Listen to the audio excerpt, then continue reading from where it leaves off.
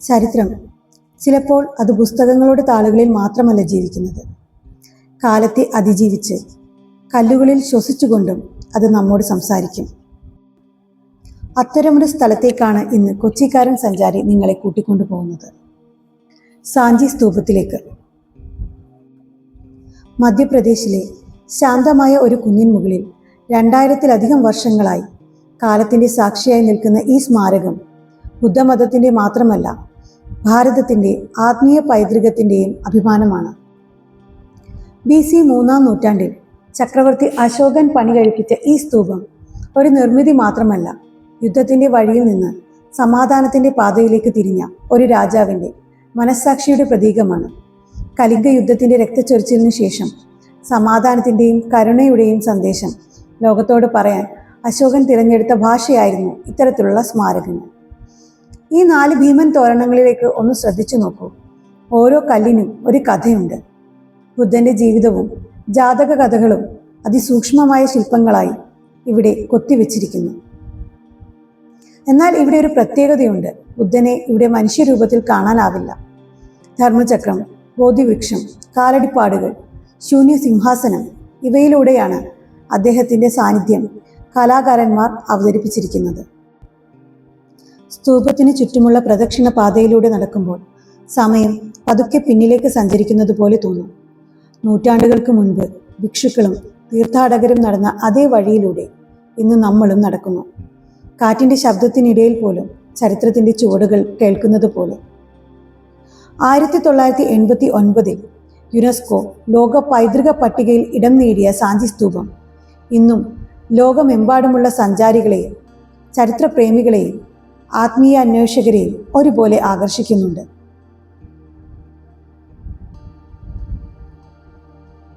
ചില യാത്രകൾ കാഴ്ചകൾ കാണാൻ മാത്രം ഉള്ളതല്ല. ഓരോ യാത്രയും നമ്മളെ കുറച്ചുകൂടി മാറ്റിമറിക്കാനുള്ളതാണ്. സാഞ്ചി അത്തരമൊരു അനുഭവമാണ്. സമാധാനത്തിലേക്കും ചരിത്രത്തിലേക്കും സ്വയം തിരിച്ചറിയലിലേക്കും നയിക്കുന്ന ഒരു യാത്ര. സാഞ്ചിയിലെത്തിയാൽ അടുത്തുള്ള പുരാവസ്തു മ്യൂസിയവും സന്ദർശിക്കാം. കൂടാതെ വെറും ഏതാനും കിലോമീറ്റർ അകലെയുള്ള ഉദയഗിരി ഗുഹകളും കാണാൻ മറക്കരുത്. സമയമുണ്ടെങ്കിൽ ഭോപ്പാലിനടുത്തുള്ള ഭോജ്പൂർ ശിവക്ഷേത്രവും ഈ യാത്രയിൽ ഉൾപ്പെടുത്താം. അങ്ങനെ ചരിത്രവും ആത്മീയതയും പ്രകൃതിയും ഒരുമിക്കുന്ന മനോഹരമായ ഒരു യാത്ര നിങ്ങൾക്ക് സമ്മാനിക്കാം. സാഞ്ചി നമ്മളെ പഠിപ്പിക്കുന്നത് ഒരു വലിയ സത്യമാണ്. യുദ്ധത്തിലൂടെ ഒരു രാജാവിന് ലോകം കീഴടക്കാൻ കഴിയും. പക്ഷേ സമാധാനത്തിലൂടെയും കരുണയിലൂടെയും മാത്രമേ മനുഷ്യരുടെ ഹൃദയം കീഴടക്കാൻ കഴിയൂ. അശോക ചക്രവർത്തിയുടെ ജീവിതവും സാഞ്ചിയുടെ ചരിത്രവും ഇന്നും അതേ സന്ദേശമാണ് ലോകത്തോട് പറയുന്നത്. യാത്രകൾ പുതിയ സ്ഥലങ്ങൾ കാണാൻ മാത്രമല്ല, പുതിയ ചിന്തകൾ കണ്ടെത്താനുമാണ്. ഓരോ ചരിത്ര സ്മാരകവും ഒരു കഥ പറയുന്നു. ആ കഥ കേൾക്കാൻ നമുക്ക് മനസ്സുണ്ടെങ്കിൽ മാത്രം മതി. അജന്തയിൽ നിന്ന് സാഞ്ചിയിലേക്കുള്ള ഈ 2 വീലർ യാത്ര എന്നെ വീണ്ടും ഒരു കാര്യം ഓർമ്മിപ്പിച്ചു. ബൈക്കിൽ സഞ്ചരിക്കുമ്പോൾ ലക്ഷ്യസ്ഥാനങ്ങൾ മാത്രമല്ല, വഴികളുമാണ് ഓർമ്മയായി മാറുന്നത്. ഓരോ വളവും ഓരോ കാഴ്ചയും ഓരോ നിമിഷവും യാത്രയുടെ ഭാഗമാണ്.